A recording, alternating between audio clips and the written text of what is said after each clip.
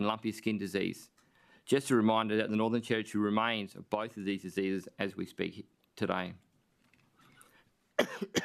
In March this year, I was also delighted to launch the new Biosecurity Emergency Response Trailer, or BERT for short. With the capability to remain in the field for days, BERT provides teams with support to collect samples and respond immediately to biosecurity emergencies, no matter where they are in the Territory. BERT was recently deployed to Western Australia and the Northern Territory border as part of exercise Raintree, a mock emergency animal disease exercise where the team was able to road test its capabilities and provided excellent support for the stock inspectors in the field. Funding for BERT was provided by the Commonwealth Government through the Northern Territory Australian Biosecurity Strategy, and we are grateful for our partnership with the Commonwealth in biosecurity space. The Northern Territory is on the front line when it comes to exotic pests and diseases. This year we've seen a heightened level of awareness around aviation influenza, or H5, or bird flu as commonly known. As part of the northern flyways for birds that fly from other jurisdictions, the Livestock Biosecurity are conducting surveillance for bird flu, which has had a major impact on wild birds and wildlife in other countries. Together with the Commonwealth Government and all jurisdictions, we have agreed how to respond to this unique threat which impacts poultry, wild birds and some mammals. We have received $800,000 from the Commonwealth this financial year, with another $300,000 to follow the next financial year to purchase new diagnostic equipment, in-field response vehicles such as BERTs, and keep supplies up. The Livestock Biosecurity team have formed an incident management team and progressed a number of planning documents, including discussions with key stakeholders as local governments, land councils and park operators. Should Territorians should Territorians remain free of this bird flu, we need to make sure that if we see any bird deaths, we need to report that to the animal hotline. The plant biosecurity team continues to lead National Banana Freckle Eradication Program and the National Browsing Ant Eradication Program. These biosecurity responses are crucially important to the Australian banana industry and the environment and our way of life. The teams are working tirelessly on these response programs, and we remain confident of being able to eradicate these pests into the future. The National Management Group recently decided to extend funding for the National Browsing Ant Eradication Program through to June 2027 to achieve proof of freedom status. It has been pleasing to see a massive uptake in the number of partial leases with biosecurity management plans implemented right across the Northern Territory since the changes to the NT Livestock Act in 2024. 162 plans have been registered, with more underway. These biosecurity management plans are an active document about safeguarding biosecurity on properties and making sure visitors come clean and go clean. Through the Chair. In closing, we are progressing a number of legislative and regulatory changes in the biosecurity and animal welfare space to bring clarity, efficiency and to reflect the expectations of what Territorians need in this important area.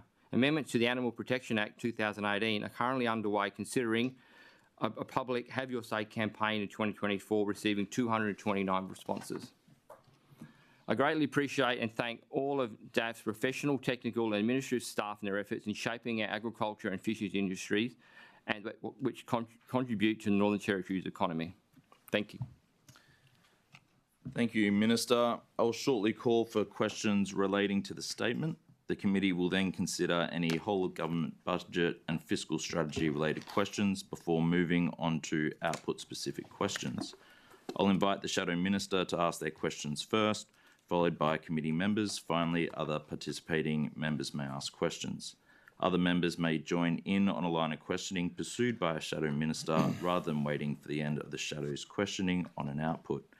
I'll also remind members just of a procedural matter that questions are to go through to the Minister, not the public servant. I was guilty of this as well yesterday, so it's just a procedural reminder. I will also strictly enforce today the conduct and behaviour of the committee. I'll invite the opposition. Thank you, Chair. Minister, you slashed agriculture and biosecurity budget by around 12 million combined. What projects have you had a reduction in their funding? Sorry, what projects have had a reduction in their funding? So look, essentially, the industry has been reduced, but a lot of those decrease relate to Commonwealth appropriation and Commonwealth projects which are dropping off.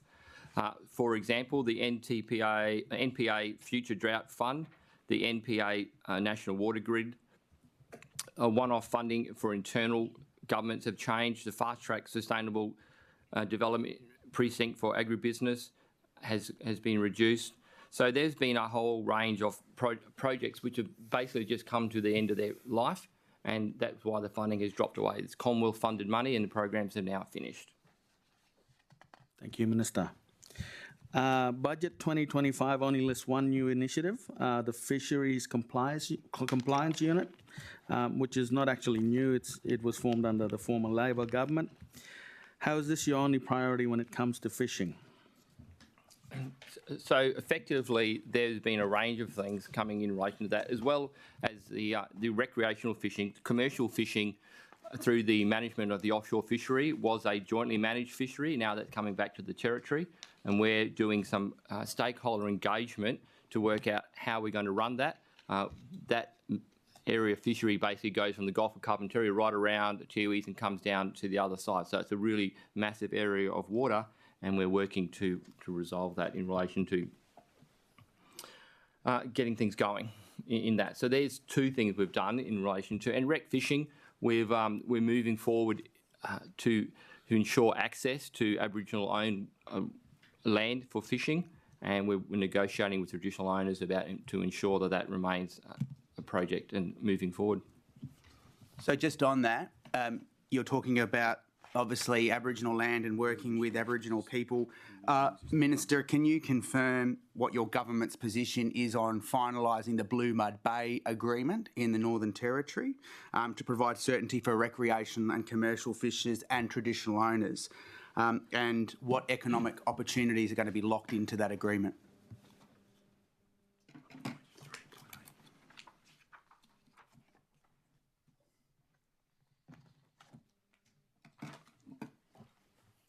Okay, thank you for the question. Look, we are working hard with traditional owners, and when answering this question, I do want to declare a conflict of interest. The Finniss River area, which is Bulga, which is my wife's family, so I just want to make it clear that there is a conflict in relation to that. And any discussions involved in that area, I have nothing to do with. So I just want to make it very clear that that's a conflict, and I just want to make sure I'm aware of that.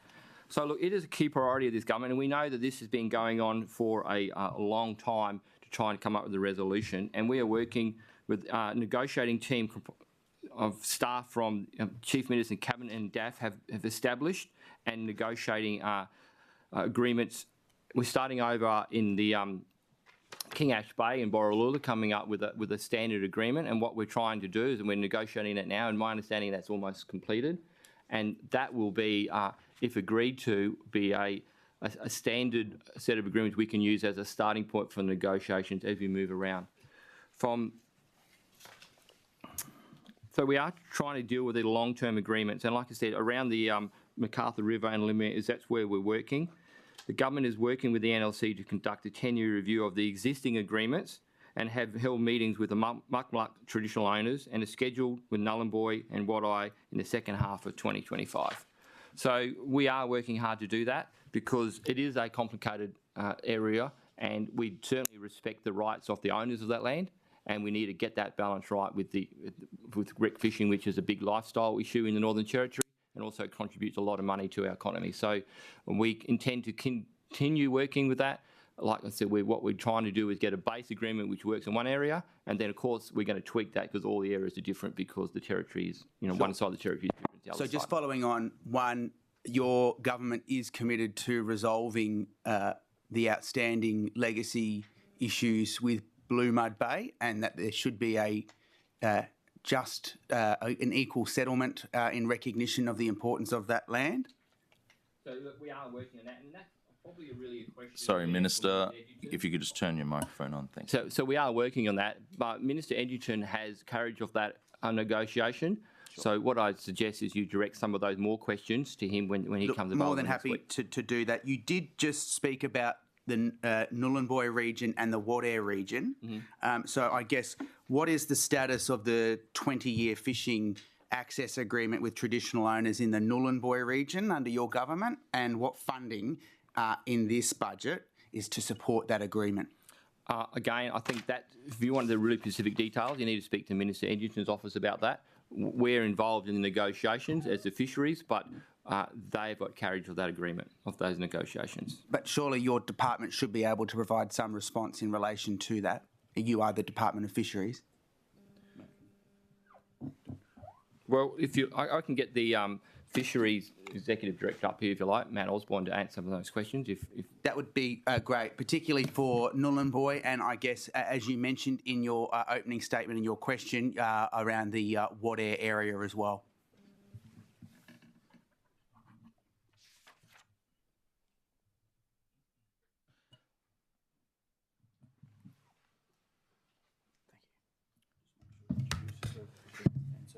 Yeah, thank you. Matt Osborne, Senior Executive Director of Fisheries. Thank you, Member, for the question. Thank you, Minister. So those agreements for 𝙍𝙀𝙍 and 𝙍𝙀𝙍 have been established for over 10 years now.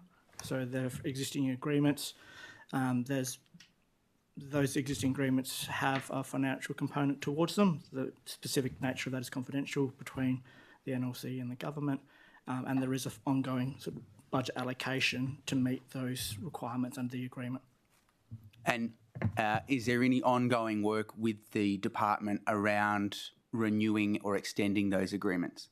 As the Minister said, there's ongoing negotiations around those agreements in those areas. Great. And just, I guess, the other question is around within your agency, through the chair, through the Minister, is there work still being undertaken around the mapping of wreck fishes, what they're taking from the rivers and the oceans? the answer is we are conducting surveys and there are working with traditional owners, but I'll pass to Matt to give you more detail about that. Yeah, thank you, Minister. So understanding recreational catch is an important component of fisheries management. The most recent recreational survey was done in 1819, published in the early 2000s, 2022, 2023. We're undertaking a process to reflect how changes in technology and how fishing behaviour can better collect some of that information from historical practices which relied on things like white pages and random phone diaries. So we're undertaking some work now to see how we can better deliver that in the future. So, Minister, is there money in the budget to allow for that work so that there are recreational surveys done? Yeah, I think you need to talk to Minister Edgerton about that. He's dealing with the negotiations. This isn't about... This is about... No. This is about money. So No. the answer is you need to pass This is not about Blue Mud Bay. This is about wreck fishes right across the Northern Territory, what they are taking from the oceans and the surveying that's done. It's not an Indigenous issue. This is a territory issue. Member for 𝙍𝙬𝙍𝙍, please, just through the chair, if you want to follow up on the question. We'll let the Minister finish. Thank you.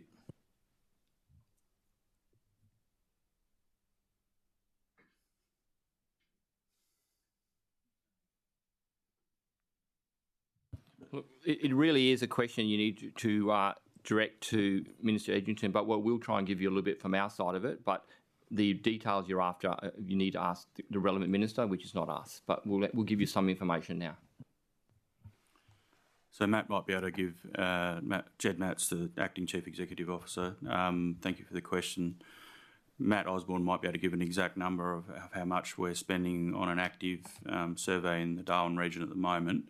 That is all coming from our existing budget, so utilising the current fisheries appropriation. So it's how we prioritise what we do when we do it. Sure. Through the chair. Yeah.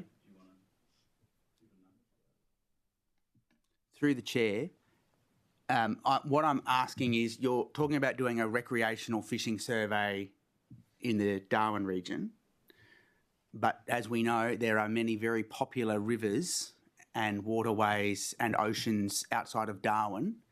What work is being done by this government to look at and evaluate what rec fishers are taking from those waters? Again, that work is done with the negotiation with Minister Edgerton in dealing with that. So those questions need to be directed to him, Chair. Through the Chair, though, not all of those rivers and waterways are needing. There are agreements that have been resolved for a number of those. So my question is the agency where there are already resolved agreements in place doing work around understanding and surveying what rec fishing is taking from those waterways and oceans? Again, that's Minister Edgerton's portfolio. You need to talk to him about that. Fine. Very disappointing that fisheries can't answer a simple question. Back to the shadow. Minister, what engagement does the Fisheries Compliance Unit have with traditional owners and land councils when it comes to the work they are doing on Aboriginal lands?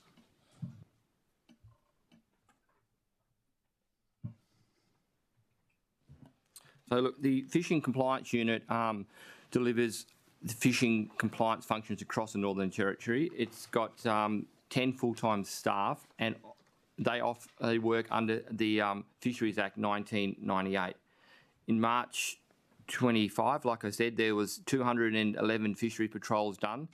120 of those were based on the land, 57 were based on the water, and 38 were conducted jointly with Aboriginal Marine Rangers on country. So the answer is yes, they have been working with Marine Rangers, and they're working, and they will continue to work with them right across the Northern Territory. Which ranger group, sorry?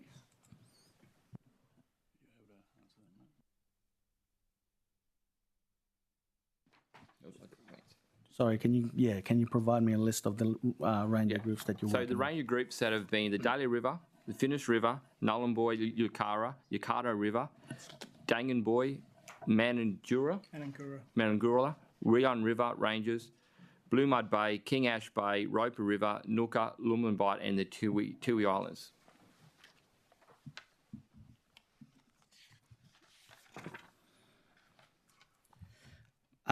Territory Labor committed to, Minister, Territory Labor committed to buying back gillnet licensing and compensating Territory businesses. Can you confirm you too will be compensating Territory business to buy their licenses?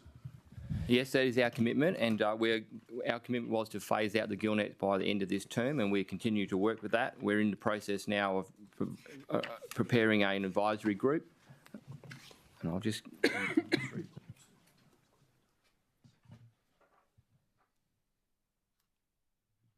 And then that advisory group will, there will be some public consultation how it works. They'll be consulting with the industry. But yes, we are committed to phasing out gill netting by the end of this term. Follow up, Minister, is there a time frame with that reference group you referred to? Well, we're working towards phasing out gill nets by the end of this term. So we're going to get the public consultation up and running, and we're hoping that will be formed in Q3 25. Thank you. Yep.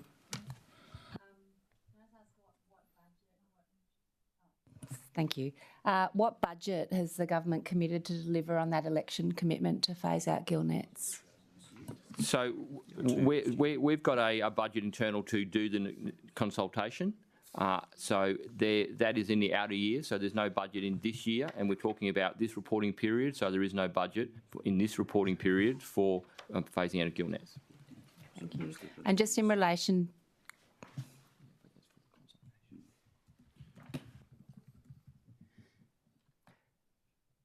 in relation to the advisory group, just so I'm clear, you have commenced that, but no work. Has there been any expression of interest? Is there any? You said you just outlined a time. So the advisory group will be formed, and we're hoping to have it formed by Q3 2025, and that will include sector experts and also industry experts. What about community experts? We'll go out to the public, so anyone's invited to be on that. But we will certainly look at when I say go out to the public in the consultation. Yep. So we'll form a group, and then there will be a public consultation of what that will look like. And that's why we don't want to rush this. We want to make sure we get it right, and we want to go out to and consult with as many interested parties as possible. Minister, have there been any bought back so far And if so, how much do they cost individually? No.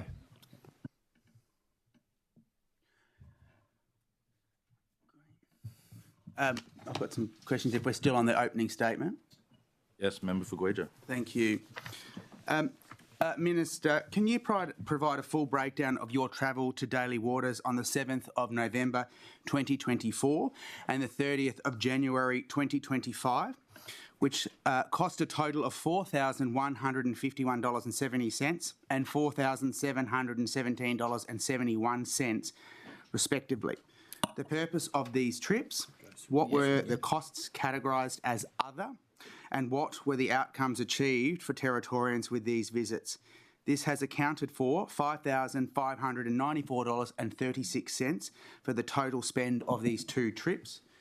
And Minister, what does the category other stand for? Noting that on the 7th of November, you spent $2,785 in other, and on the 30th of January, you spent $2,809 on other. What are those expenses? Are they beers for the boys? So those trips were in relation to the mining, which is not this category. Oh, well, you've got a heads up for what they are, but it's your opening statement. I'll draw on firstly, if we can avoid imputations as to what the spending's for. Minister, I'll hand over back to you with the question. The question is that they're in the mining category and not in this portfolio. Thank you, Minister. Member for 𝙍𝙀𝙑𝙬𝙬. Thank you. Minister, in your 2024 Register of Interest, you list two trusts which you are beneficiaries of. Two Up Trust and Ballanday Trust, both trusts according to your Register of Interest in land, cattle and farming. This creates a significant conflict of interest for you, the information you receive and the decisions you make. How do you manage that conflict? Look, I manage that conflict with all the rules and regulations, and again, that's not in this particular category, so those conflicts are managed as per the requirements of the Legislative Assembly. Member for 𝙍𝙀𝙑𝙬𝙬. Happy to move to outputs. I've got some questions. Of course. Thank you. Yeah. Of course. Member for Johnston. Thank you, Chair. Thank you, Minister. I have some questions from the member for Mooka.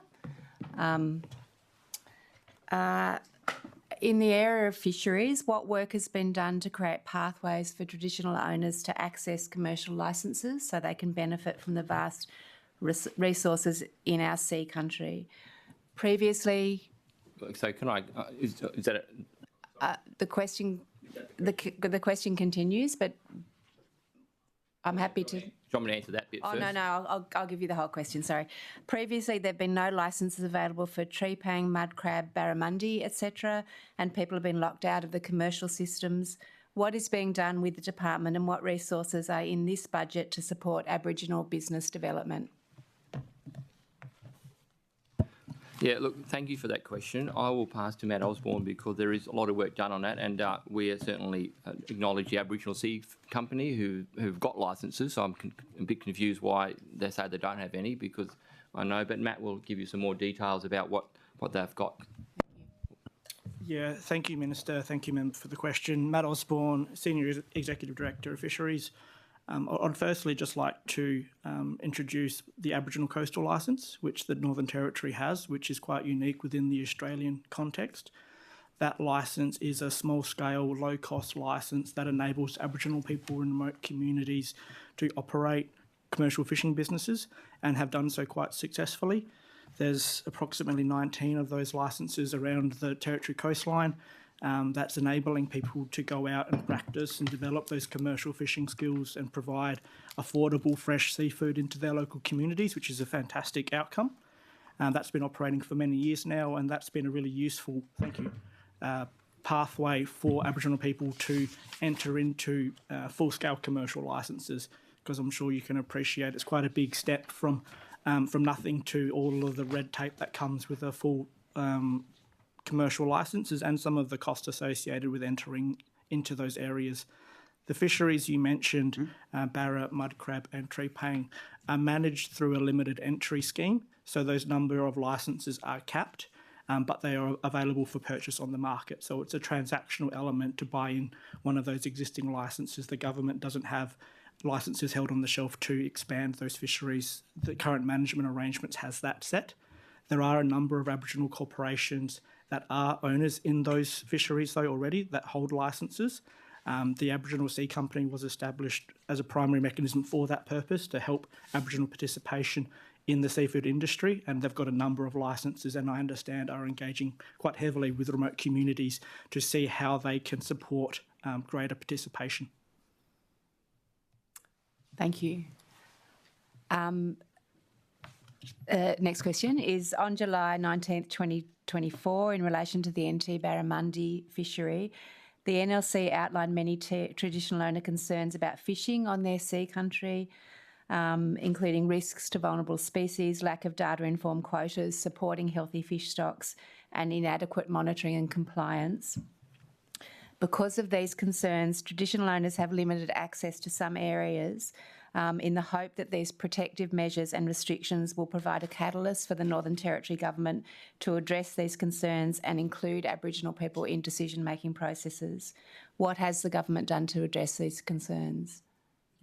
Effectively, we made a commitment to phase out gill netting in this term, and that's what we're working to do. And I outlined earlier, we've got an advisory group, and we're going to consult and we're going to work with anyone interested in an area to deal with that problem. As you said, anyone who wants to use Aboriginal land can go and apply for a Section 19 lease. That's available. That's a commercial decision between the landowners and whoever wants to use that land. So it's really a matter of a commercial arrangement. But our response is to phase out the gill netting by the end of this term.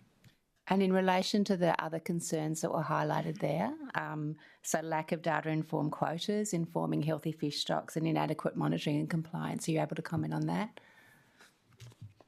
Well, it's the Fisheries Compliance Unit which work with rangers right across the Northern Territory, but I'll hand over to Matt to explain a bit more about that. But those concerns are addressed through compliance.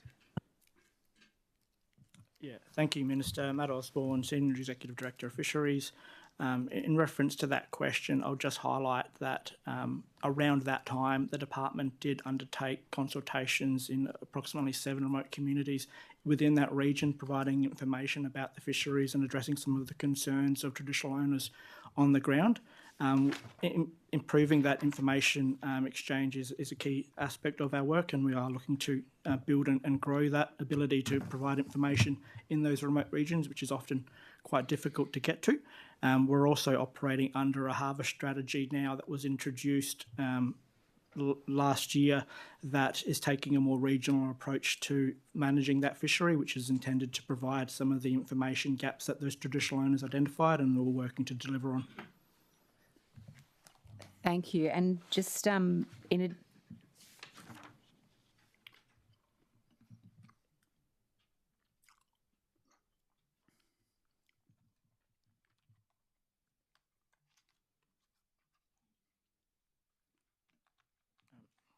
just add to that response as well. There is a position that we are currently recruiting to that's intending to deliver that additional capacity to go out there and meet and provide that knowledge exchange as well. Thank you. I'm not totally sure that answers the question in terms of ongoing monitoring and compliance, but thank you. Additionally to that, the Fishery Compliance Team, I understand, is in charge of vessel location data. When the NLC have requested data on behalf of traditional owners about vessel locations, the information hasn't been shared, which means that traditional owners struggle to have appropriate oversight. Can you advise why this monitoring and compliance information is not being shared with land councils and with traditional owners? So that data you're talking about is confidential and it's to do with compliance. And so I'll pass to Matt to give you more detailed talk about that. But okay. Ultimately, the GPS location is a confidential because if that gets out into the public, competitors might find where it goes. Okay, sorry, I've just got an example of it within the question, which I didn't read, which may help frame your answer, which is where traditional owners have seen commercial boats in the intertidal zone, but fisheries and in that case, fisheries won't provide vessel tracking information so that they can confirm that it's fishing illegally. So that's some context there. Thank you. So my response would be, if you think there's an illegal activity going on, would be ringing the police to start with, the 000 number. And just like anyone else in the territory, if there's something illegal going on, my response would be to call the police. The police then can investigate that. What we don't want is people going and doing their own investigation. If there's an illegal activity going on, call the police. Thank you, Minister.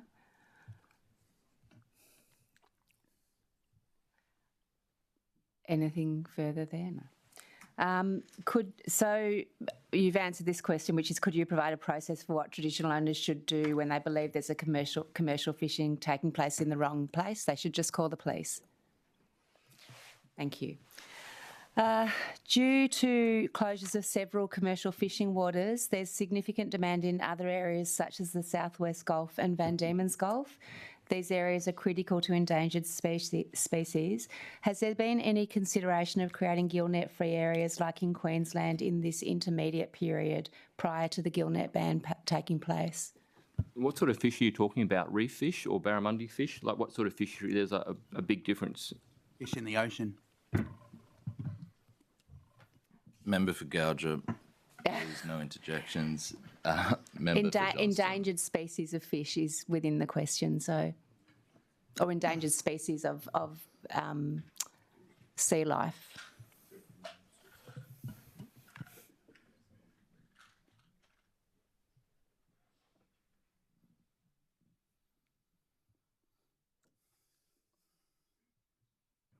So look, we're operating under existing controls until we review this, and maybe Matt want to give a few more words about that, but there is a plan in place to manage threatened species across all fisheries. So if you want to give some more words about that.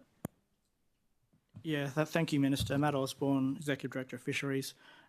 Just to reiterate, as we're operating under the existing harvest strategy for the fishery, we're also operating under the existing threatened endangered species protection strategy, which includes a range of measures, including increased observer coverage, to manage those risks. I'd also say that there's been a significant decrease in fishing effort in the past few years as well.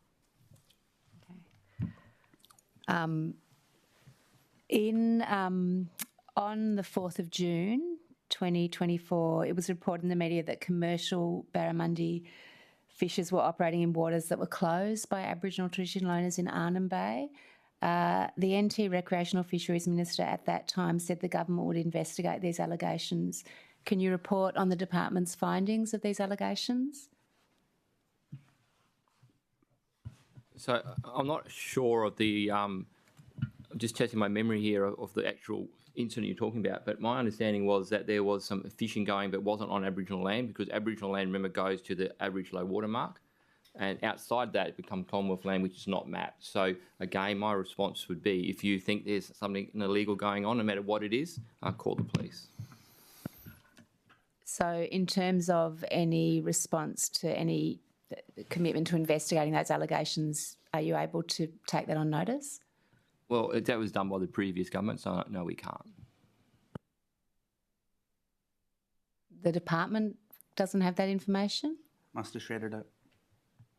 Member for 𝙍𝙬𝙬𝙬, I'm placing you on a warning. We're not even an hour in, and that is now a handful of interjections.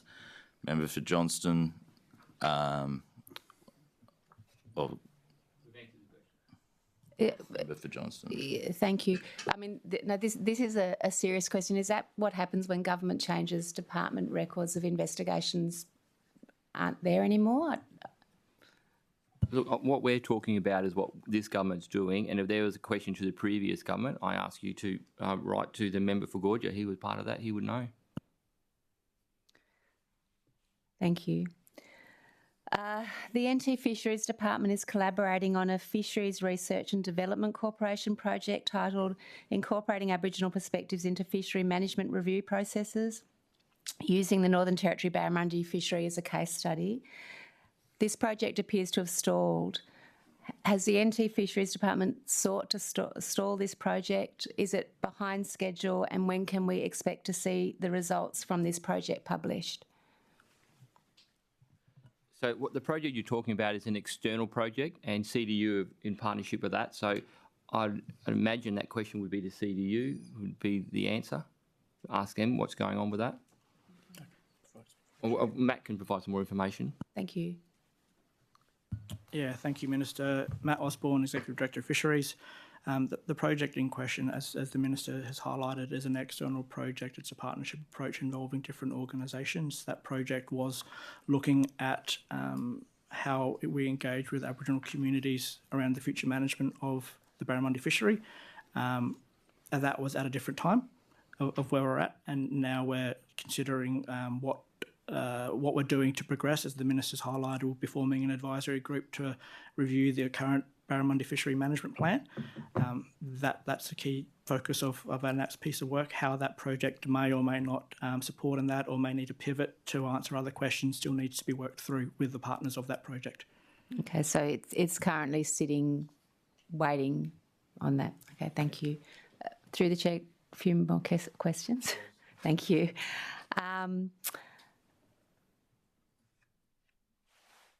So this is a follow-up from an earlier question I asked in terms of protection of marine species.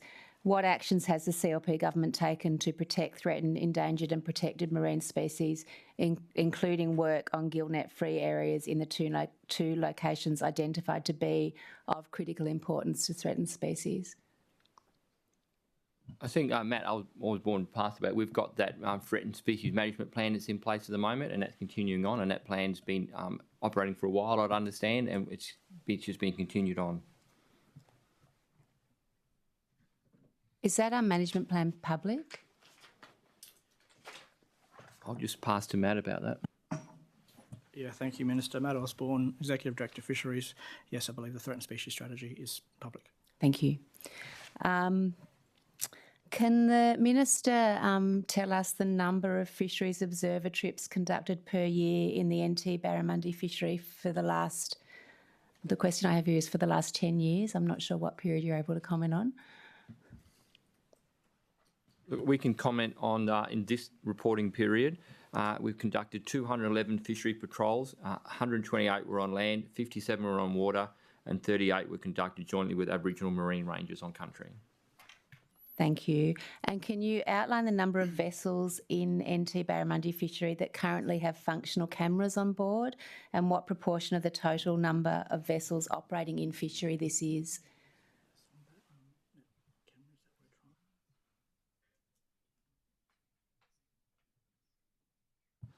There's 2 vessels currently, but I'll give pass to Matt to give you some more information about that. Thank you. Yeah, thank you, Minister. Matt Osborne, Executive Director of Fisheries. So under the threatened species strategy, it talks about a percentage coverage of vessels. So the cameras rotate between the vessels. We've undertaken 4 monitoring trips, which included cameras and 2 with people on board for the reporting period. That was in the 24 calendar year. And we're also currently in the procurement process to secure additional cameras to increase the coverage on those vessels, and as also to support observations of fishing activity in other fisheries outside of the barramundi fishery as well, because building that information is a key part of what we're trying to do, and also finding different ways of collecting information, because some of the vessels in which fisheries operate out of are quite small, which can pose challenges for putting staff on board for a number of reasons. So we're exploring new technology and cameras and artificial intelligence to find better ways of collecting this information and providing it back into a format that allows us to undertake this work safely with staff. Thank you. So just the proportion of, you said there's currently 2, is that correct? I'll pass to Matt to answer that. But thank you, Minister. Matt Osborne, Executive Director of Fisheries. So what I mentioned was there was 4 observer trips with cameras for the reporting period in the 24 calendar year. The fishery only operates until February to October, so there's only portions of that that's been covered. 2 of those trips had, as well as cameras, had people on board of those vessels. Okay. And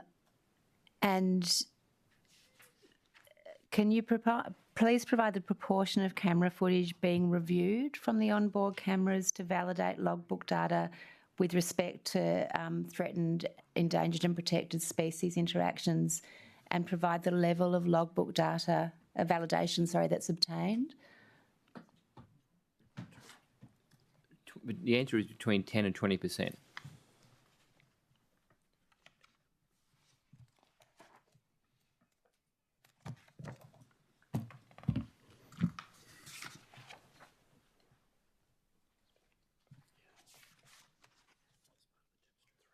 Thank you. I'm happy to pause that for now, and I may come back when we get to the output. Are you happy to move on, Minister? Happy to take any questions. Do we move on to the outputs or? No, I will make sure everyone gets a question on opening statement. Member for Nightcliff. Thank you very much. I just note that the Shadow Minister may have had a question. I'm not sure if you need to go back to him. Who shall I?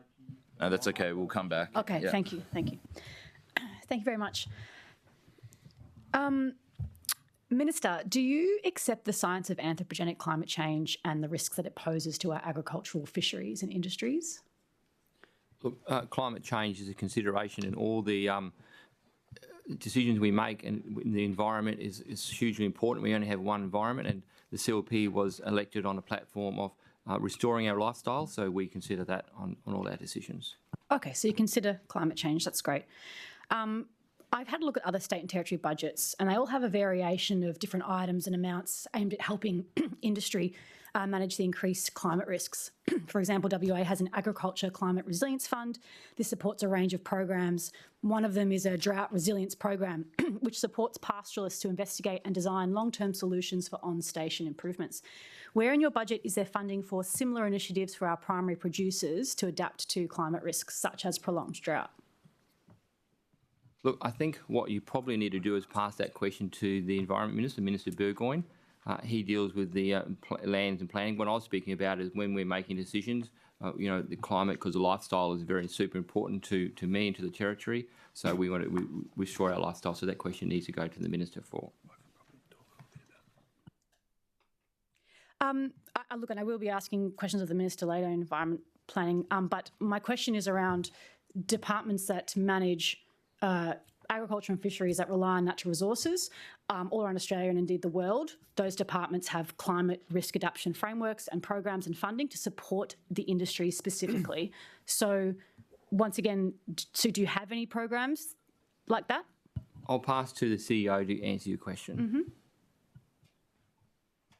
𝙍𝙀𝙇𝙀𝙑𝘍𝙍, Acting Chief Executive Officer, Agriculture and Fisheries, and thank the member for their question. We do have a number of research projects and projects that we are undertaking to help primary producers manage the risk of climate variation and mitigate the effects of climate change, including the Douglas Daly Research Centre is part of the Zero Net Emissions CRC, and we are a demonstration site as part of that CRC, so that producers can come and look at new technology they can use to understand more about their emissions from their cattle. We're also working on various research projects that enable us to improve our genetics and our feeding capabilities to turn off cattle more quickly from our properties. So the younger that they're ready to go to market, the less emissions that those animals have, and the more efficient those properties become. We also are looking at we also provide assistance to primary producers in terms of entering into carbon projects through the Pastoral Land Board. So we enable them to undertake authority certificates to enter into those carbon projects as part of their pastoral lease. And a lot of our research, whilst it's not specifically speaking about reducing emissions or improving climate change, they're all about improving productivity, and whenever you have a productivity gain, it's generally got a positive impact when it relates to efficiencies or utilising feed and carbon more efficiently in that system. Okay. And so any of those projects that you just mentioned, I understand there's some about productivity, but any around drought resilience specifically? Minister, do you want to... Yeah, can you answer that question? But yes, like we take the environment very seriously, and we've operated in the north, which is wet and dry, and then we've got arid, so it changes across the Northern Territory because, as you know, we're a really long, thin jurisdiction. So we need to make sure that we focus on the environment no matter where we are and which type of environment, whether it's a desert environment or whether it's a monsoonal environment up here. Jed Matz, Acting Chief Executive Officer. In response to the drought question, we are a member of the Northern Hub, which is one of the 8 national drought hubs around Australia. We invest quite a significant amount of in-kind contributions into the drought hub, and we're in partnership with them providing a regional node, which enables people within the region, our nodes based in Alice Springs, to approach the hub and learn more about drought resilience. We're partnering in quite a number of projects to improve pasture utilisation, water use efficiency, engaging with traditional owners through the Northern Hub in drought resilience and improving their ability to use not only traditional farming techniques but also traditional, culturally traditional farming practices for climate change. Can you point me, sorry to interrupt, can you point me, where are these funded under the budget? Because I'm just concerned that the budget, when you look at all other budgets in states and territories, in these injuries specifically, they talk about climate resilience, adaptation and mitigation, and it doesn't appear to me in this budget. Yeah, we don't have, it's all funded within, and it's through the R&D budget. So all these programs run, and like I said earlier, a lot of the programs we run are external providers, so we partnership with them, like the CDU, and there's a whole range of other people that we work with those groups and using the research farms, no matter whether it's in the south or the north, there's right across the territory, which soil type or which environment that particular program operates under. So we take it very seriously, and they're funded within. So it's every farm is dealing with these programs about environment, about trying to turn cattle off quicker, about water, to make sure that we can make it more economically viable to move forward, and not only make it money for those businesses, because remember, those businesses employ people, they have families, they spend their money in the economy, but they ensure that their environment is protected, because if they can't raise their cows or they can't grow their crops, well, that just stops. Thank you. So the NT Seafood Council says we need policies and strategies in place to prevent and navigate these changes from climate change as effectively as possible. And they say that climate change is a major concern for their members. Where in your budget is there planning to support the seafood industry in mitigating these climate change risks? Like I said, we manage those decisions internally and are all managed within our budget. So we can't see them externally? Like, where's the external documents? Well, what we spoke about, the methane for the cow, so that's a cow-specific one, and that's about the environment. So these are all funded internally from funds that were within the budget, the whole overall budget. Yeah, Jed Matz, Acting Chief Executive Officer. We also partner with the Commonwealth Government in delivering regional resilience plans, and we've done 2 processes in Central Australia and the Big Rivers region around those plans, and we're looking to renegotiate further funding for those activities. We also are reviewing our agricultural strategy at the moment, which has a number of initiatives to work on climate change strategies for not only agriculture but also for the seafood. We don't have a dedicated program that says climate change. We have a research contracts line item in our budget, $3.4 million, which we leverage quite heavily with external funding as well. And that's how we deliver our climate change response. Okay, so just to clarify, you're saying you have a strategy that you are developing, or you have a strategy for climate change adaptation and risk management, or you're developing that?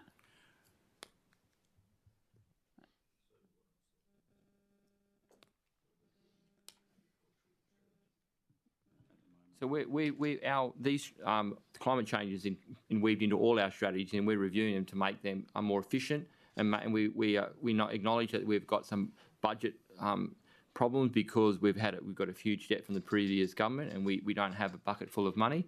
So we need to spend our money wisely, and the environment and the productivity is super important, because without having cows to be able to eat their grass and crops grow or fish in the water, that's going to affect a massive industry. So we want to make sure that as we move forward, it's sustainable for everyone, no matter what industry you're talking about. Yeah, I understand you've got to spend the money wisely, and wisely to me seems to be adapting to climate change as the biggest concern for our producers. You mentioned work on developing the black lip oyster industry with Aboriginal enterprises, which I'm personally very excited about because I love oysters. Did you know that climate change increases ocean temperatures and acidification, which leads to decreased oyster growth, increased mortality and spread of disease? Did you know that? No, I didn't. Oh, cool, that's all right. Where is your climate planning and research funding to support this industry with these impacts? Yeah, that funding for that program is funded within. Jed Matz, Acting Chief Executive Officer. The Black Lip Oyster project, as an example, so the program's been going for quite some time. Mm-hmm. The initial part of the project was to test a number of varieties of naturally occurring oysters in our region, and to select the most appropriate ones to commercialise. And part of that analysis would have included its ability to adapt to the region's climatic changes, and that's why the black lip rock oyster has been chosen. It's something, in terms of all of our research programs, it's embedded within our thinking around how long-term environmental impacts will play on our productivity for our industries. Okay, thank you. Thanks for the answer. Minister, you say that you want confidence in the sector for business to invest here. Like the private sector in agriculture and fisheries are leagues ahead of the government in terms of planning and innovation for themselves, for adapting their businesses to the changing climate. They can't do it all themselves, and they're not going to invest in places where the government isn't bothering to take climate change seriously. What I'm hearing about, that thinking about climate change is embedded within, but unlike every other state and territory, and indeed the world, where departments such as these have really solid, laid out plans for adaptation and mitigation to an industry that depends purely on our natural resources. And I haven't seen that here. There's nothing publicly available. There's no really well-researched strategy for how the industry is going to cope moving forward. How can businesses have confidence in your government to invest here? Well, we have our research programs, and as you've heard on multiple, we have programs that cover all types of industry, agriculture, and we've got fishing, we've got plants, mangoes. So what we invest in those, and they use the information and the research in those research farms to be able to go and make commercial decisions. Yes, but what I'm hearing is that there's no actual strategy for climate change adaptation and mitigation for these industries from the government. I think, apart from embedded in your thinking. So it's embedded in everything we do. So that's the answer. Okay, it's embedded in everything we do. We think about it. We could make sure that we have a sustainable future as we move forward. So everything we do is about trying to make sure how we can make the environment better, how we can grow the cows quicker, how we can grow the grass more efficient with less fertiliser, less water. So everything we do is about the environment to make sure it's sustainable as we move forward, because many of these people are third or fourth generation farmers and they want to continue it for their children. So everything we do is embedded in about climate change. Okay. Thank you, Minister. And I hear that it's embedded, and I'm glad to hear that, but without an actual strategy or framework in place, thanks, that's my questions. Member for Arafura. So this, Minister, what's the relationship between fisheries and ARPA? In what way do you, like fisheries, ARPA is the... Yeah. Can you give us more information? Like what are you actually looking for? So do fisheries go back and forth with ARPA in regards to sacred sites that are in the water, especially in my region of Arnhem Land, my two rivers there, Blythe and Liverpool, dotted with sacred sites? Commercial fishermen, are they being monitored when they're heading, in them rivers? Look, the Fisheries Compliance Unit respect that, and they go out and they do compliance to make sure other recreational fishermen or commercial fishermen are complying. So they would know where they all are. I'm sure that their GPSs would mark, and again, if you think that there's a fisheries officer who's doing the wrong thing and damaging or going near a sacred site, please report it. But I'm sure from my experience with them, they are very well versed, they're very educated, they've got some very good equipment, and they take sacred sites very, very seriously. So just to follow on, do these commercial fishing vessels or people that are going out, do they require an authority certificate from ARPA? So the fisheries, the commercial fishermen that are going out, do they require an authority certificate from ARPA? I think you'd have to talk to ARPA to see what they apply for. We're talking about fishery. I think the question you're asking, and I understand the question is outside our jurisdiction today. We're talking about compliance. Whether a commercial enterprise, which is fishing, needs an ARPA decision or not is really a decision for ARPA and what where they're using it, what time, where the sacred sites are. So I think the question would be to ARPA, because if you look at it on a step back, is a commercial enterprise, do they need a certificate? You need to talk to the person who issues those certificates.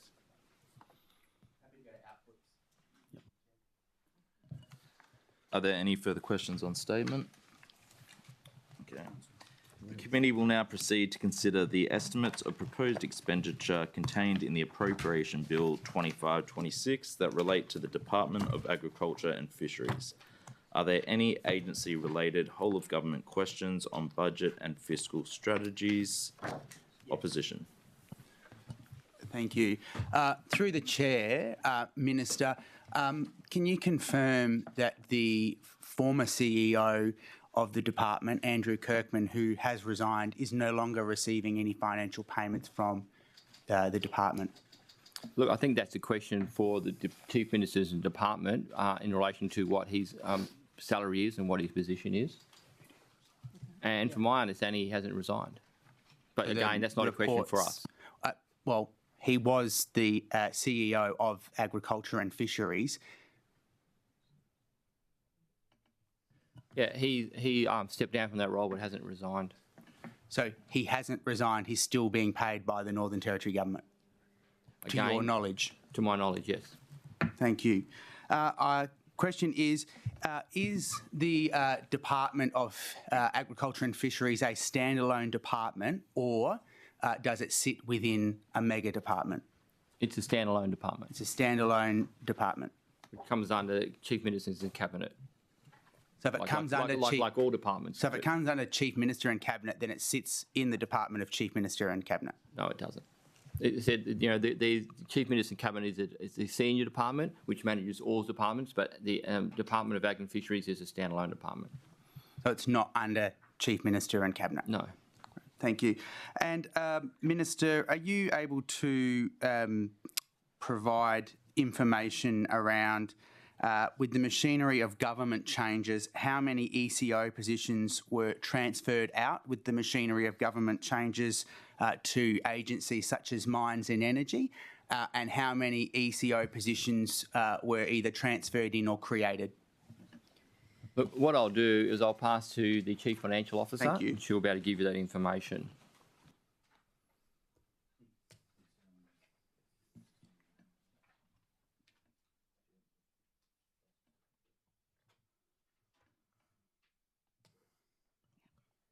Joanna Frankenfeld, Chief Financial Officer for Agriculture and Fisheries. So Agriculture and Fisheries used to sit as a division under the former Agency of Industry, Tourism and Trade. In part of the MOG, all ECOs that sat obviously under the divisions of agriculture, fish and biosecurity got transferred into the agency from Dept. A chief executive at the time, the former chief executive, Andrew Kirkman, was appointed. He formerly was working at DLI, but there was no transfer under the MOG of him. Obviously, he was appointed as a brand new CEO of the agency. And as at the 31st of March, there is 6 ECOs in the Department of Agriculture and Fisheries. And through the chair, what level ECOs are they?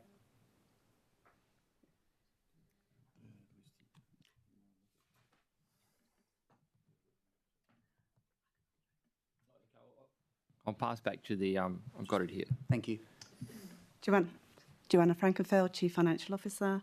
There's 1 ECO1, 3 ECO2s, 1 ECO3 and 1 ECO6.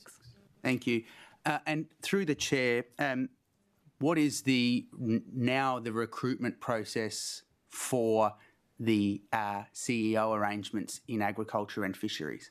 So that has been advertised through the Department of Chief Minister and Cabinet, and they're going through the recruitment process in relation to that position. Thank you. And can you confirm, Minister, how many consultants have been engaged by the agency during the last financial year? I'll just get that information for you.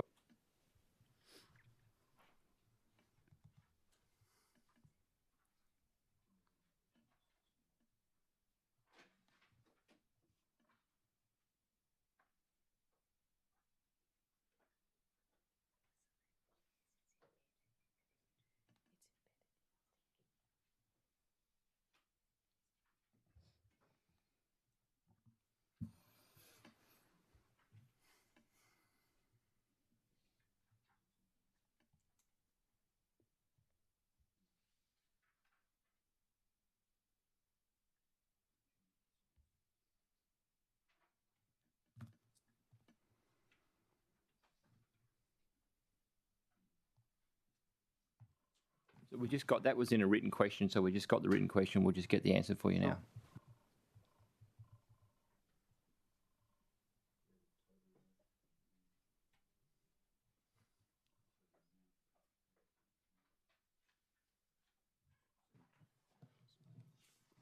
Thank you for the question. So there's a total of 7 consultants that were provided, and I can give you the total amount, $60,419.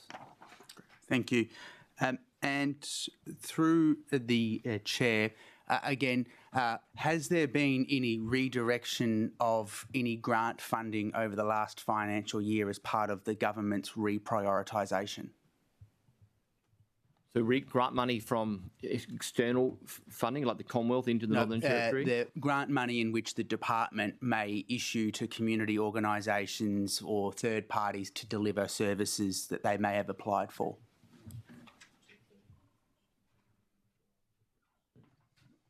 So the answer is no, not till 31 March 2025. Okay. So no. Okay. And a last question, Minister, are you able to confirm if the former CEO is still being paid as a CEO? I can confirm he hasn't resigned. So again, that question would be to the Department of Chief Minister and Cabinet, who's managing that part of the recruitment process. So you're unable to confirm or deny if Andrew Kirkman is still being paid as a CEO? What I'm saying, he hasn't resigned and he's still being paid. Exactly what level, you would have to talk to the Chief Minister's Department, and I ask you to pass that question to them. Thank you, Minister. I'll ask the maybe potentially the Minister for Public Employment, given that Andrew Kirkman told staff he had resigned. Yeah, that's fine. No further questions on that output. Are there any other questions on whole of government? That concludes consideration of agency-related whole-of-government questions on budget and fiscal strategies. The committee will now proceed to Output Group 1, Agriculture, Fisheries and Biosecurity, Output 1.1, Industry Development and Project Facilitations. Are there any questions? Opposition? Are there any other questions? That concludes consideration of Output 1.1. The committee will now consider Output 1.2, Agriculture. Are there any questions? Opposition? Are there any other questions? Member for 𝙍𝙬𝙍𝙎. Minister, we all know mango twig dieback is a significant threat to the developing mango industry in the Northern Territory. I note that there was an announcement of $500,000 for mango twig dieback research funding. How exactly is that money being spent to support our mango industry? Thank you, Member for 𝙍𝙬𝙍𝙎.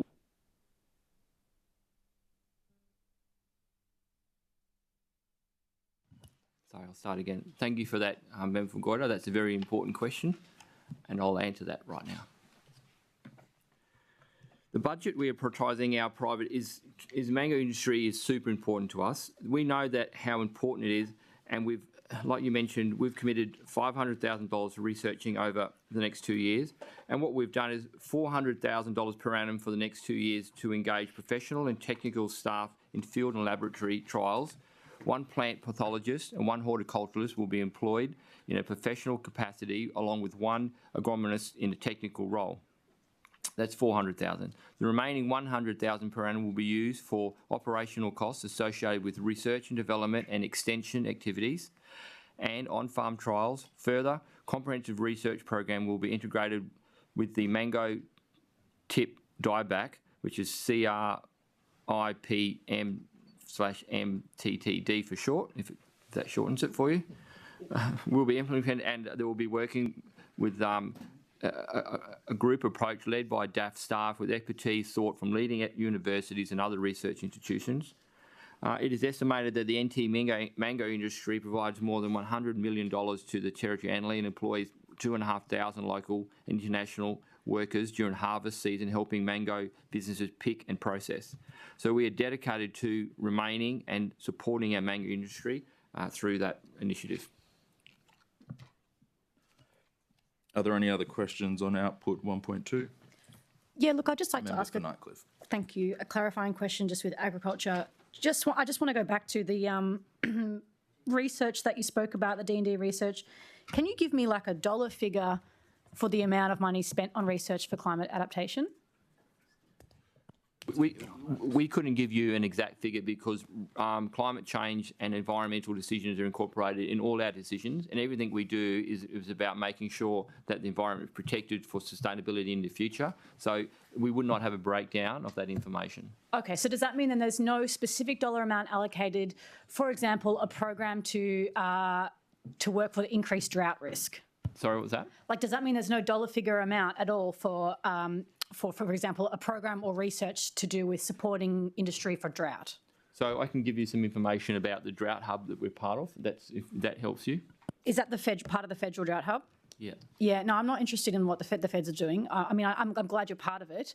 I'm more trying to get to the point of, apart from it just being embedded in your thinking, where is the tangible outputs for assisting producers and industry with climate risks?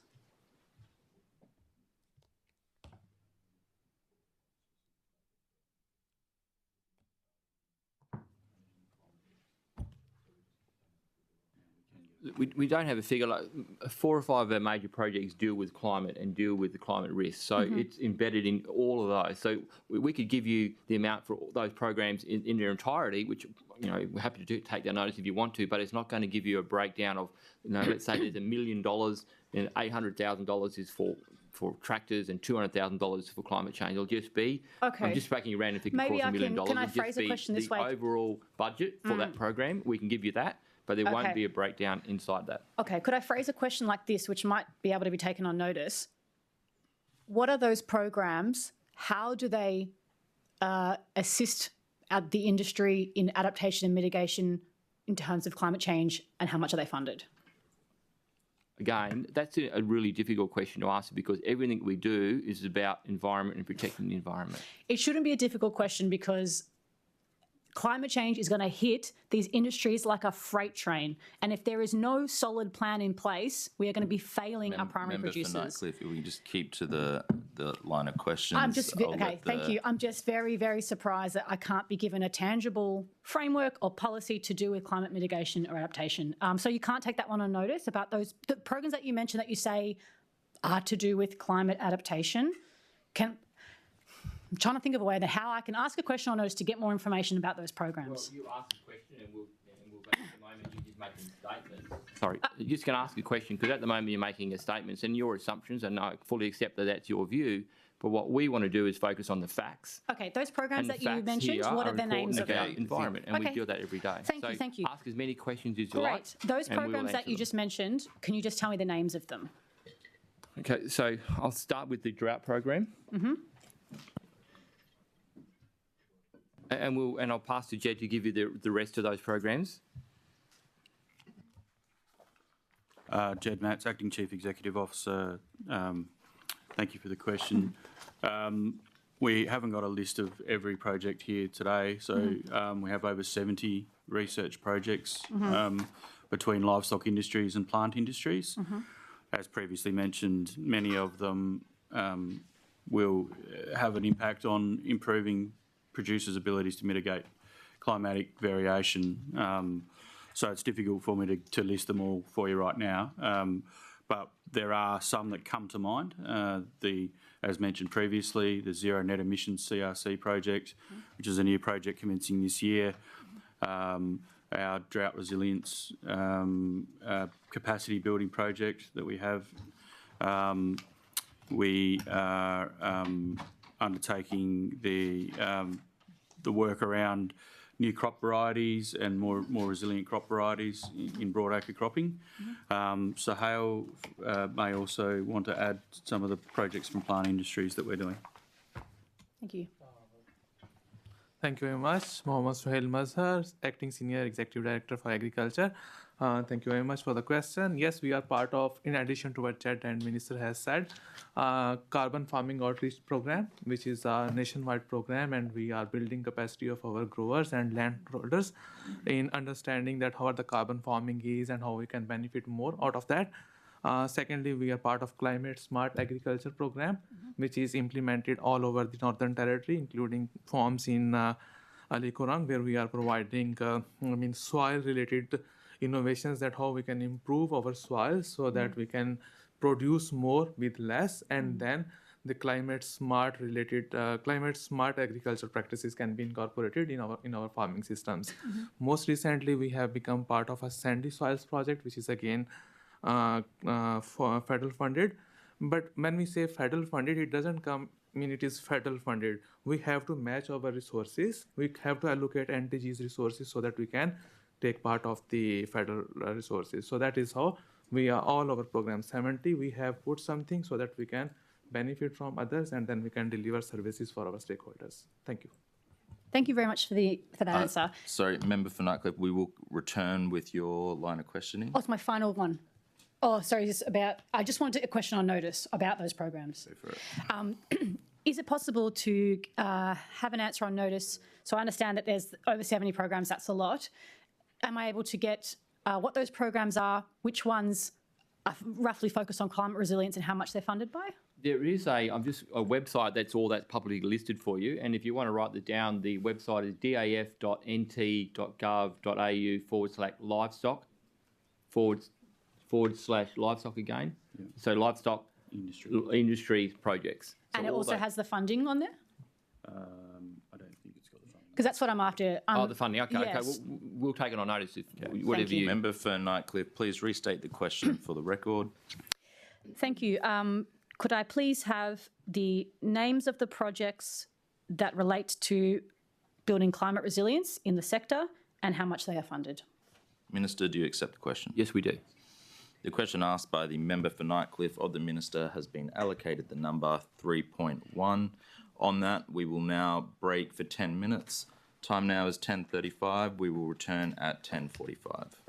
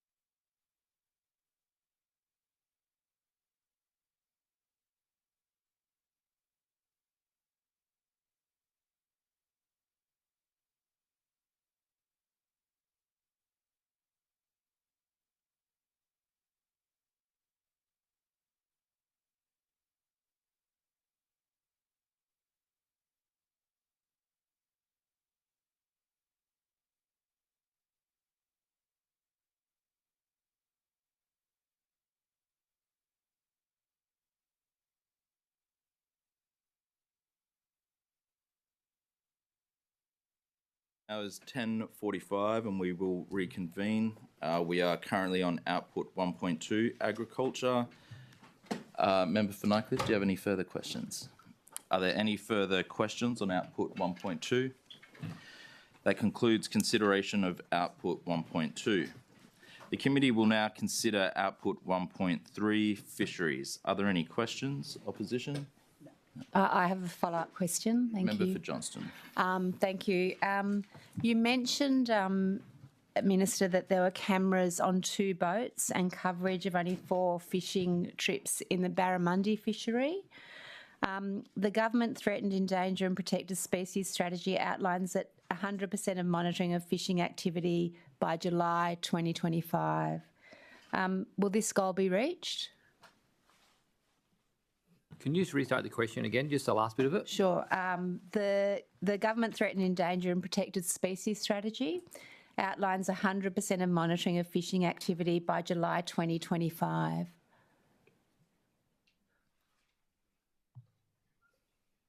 Thank you for the question. I'll pass to Matt Osborne to answer that question. Thank you. Yeah, thank you, Minister. Matt Osborne, Senior Executive Director of Fisheries. Thank you for the question. We're currently undertaking procurement for cameras. Depending on the number of vessels operating in the fleet at the moment, there's only 2 vessels operating to deliver on that commitment for 100% camera coverage. So when do you think that goal will be reached? Our procurement is currently taking place now. The expectation is to have that completed by the end of the financial year, but we'll wait to see till the cameras get here. July is not too far away, but we're doing our best. Okay, thank you. And one other quick, that's all right, I'll leave that there. Are there any further questions on output 1.3? Member for 𝙍𝙬𝙑𝙬. Thank you, Chair. Minister, what has been the uptake of the NT Government's recreational fishing grants in the reporting period? And do you have any examples of successful projects that have been funded through that scheme? The Northern Territory Recreational Fishing Grant Scheme recognises the social and economic value of rec fishing in the Northern Territory. The scheme is a scheme that offers grant funding to community projects that support and grow recreational fishing in the Northern Territory. In 2025, the fishing grant program was split into 2 rounds. The first round, which is just closed, grants up to $15,000, and the second round will be open in the second half of the year and will provide grants up to $75,000. I'm excited to announce next week the winners of the grants will be, but an idea of last year's winners were the Catherine Game Fishing Club for the 2024 Kids Fishing Fun Day, the NT Barramundi Adventures Variety NT Fishing Day, the Palmerston Game Fishing Club Buddy Day boats, which I've personally been on a couple of times, which is a really good program. It takes people from HPA out onto the water and the Lizzie River there who wouldn't have the opportunity to go out, and we go back to the clubhouse for a barbecue. And it's a really great day to see people who wouldn't be able to go out on a boat, wouldn't have the opportunity to go fishing, to go out, catch a couple of fish, go back and have a barbecue and enjoy the atmosphere of the Palmerston Game Fishing Club. The Yongle Mengi Development Aboriginal Corporation to support the Nooka Boat Ramp, the Nullarbor Recreational Sports and Fishing Club to help with the upgrades of the NRFC Boat Ramp, which is Nullarbor Regional Fishing Club, and also the Darwin Game Fishing Club for activities to educate kids on fishing safety at the 2024 Junior Fun Day Clinic. So there's some of the examples of where these grants are available for. And again, I will be announcing the winners very shortly, but I do encourage anyone out there who thinks that they could have a program which falls within this grant program to apply for the next round. There is more money available, and it's about getting out there to improving fishing, the social and economic values of fishing and recreational fishing right across the Northern Territory. Are there any further questions on output 1? Yeah. Okay. Member for 𝙍𝙬𝙑𝙬. Thank you, Minister. The Darwin Aquaculture Centre maintains a stocking program for barramundi. I recently participated in the release at McMinn's Lagoon. How many barramundi have been stocked into our lakes and recreation areas in the Territory in the reporting period? And do you have a breakdown of where they have been stocked? Look, thank you for this question because, again, recreational fishing is an important... and, for example, I can tell you that 109,000 barramundi have been stocked into Manton Dam this financial year. That's over 100,000 fish. I, too, have been to McMinn's Lagoon and seen fish getting stocked into that. Again, McMinn's Lagoon is a great location in the middle of the rural area where people go for weddings. You can walk out through the walkway where there's effectively an island out there where you can go, sit down on the green grass, on the chairs, have a fish or take the family. Lots of dogs go walking. We know that the lakes have got a whole swag of fish into there as well. So this program is a great program to restock the barra fishing. And in Palmerston and through the lakes in Gerard, there's a number of fish being stocked in there as well. So again, it's about restoring the lifestyle in the Northern Territory, and recreational fishing, we know, brings in a lot of money to the Northern Territory, and it's good to see people who don't have an opportunity to have a boat, for example, can go out into these areas and catch a barramundi and feel the experience of putting some lines in the water, fighting a fish and getting it in. Do you have a total across the reporting period? In the reporting period, it was 109,000. So it's 109,000.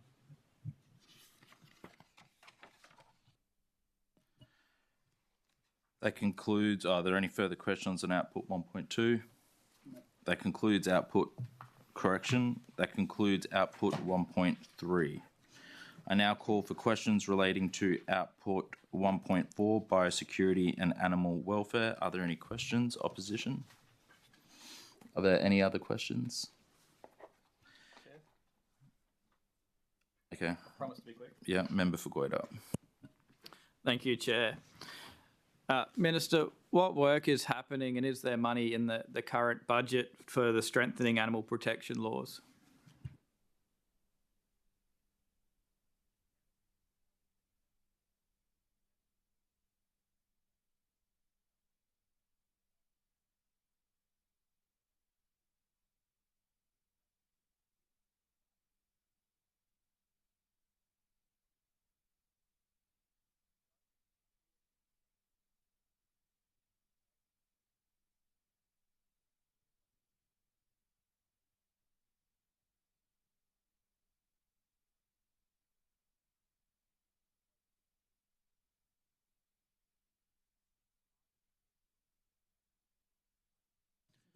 Minister, if you could please put your microphone on. Sorry.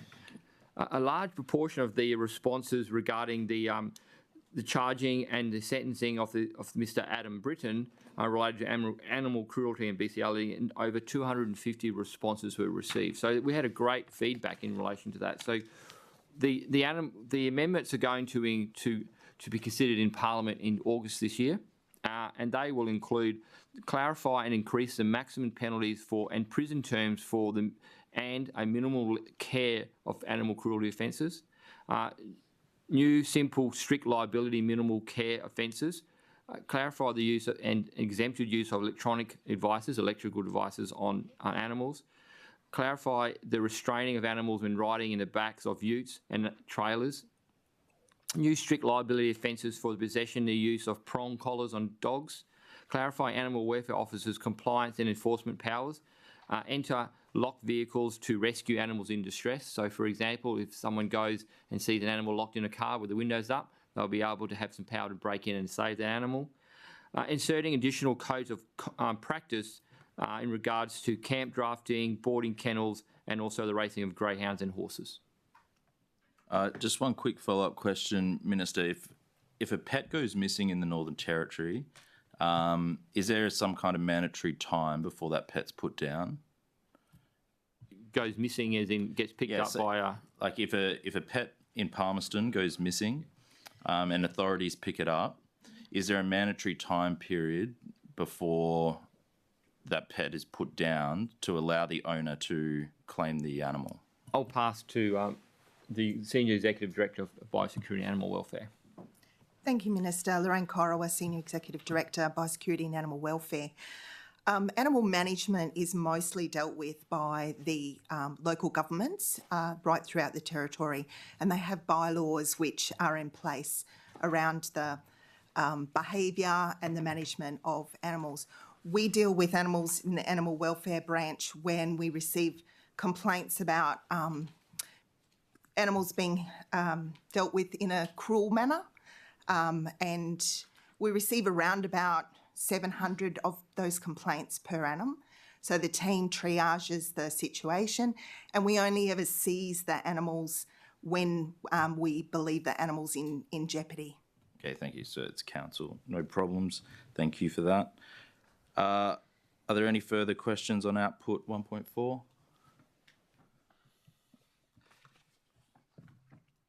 The committee, that concludes consideration of output 1.4 and output group 1. The committee will now move on to consider output group 2, corporate and shared services, output 2.1, corporate and governance. Are there any questions? Opposition? Any other questions? That concludes consideration of output 2.1. The committee will now take questions on output 2.2, shared services received. Are there any questions? No. That concludes consideration of output 2.2 and output group 2. That concludes consideration of outputs relating to the Department of Agriculture and Fisheries. On behalf of the committee, I'd like to thank all the officers who provided advice to the Minister. The committee will now move on to consider outputs relating to the Department of Mining and Energy. Minister, if you have any, you're happy to move on? I'm happy to move on, but can we just have a few minutes to change the staff? Yeah, of course. So maybe we'll just rest in place for a couple of minutes.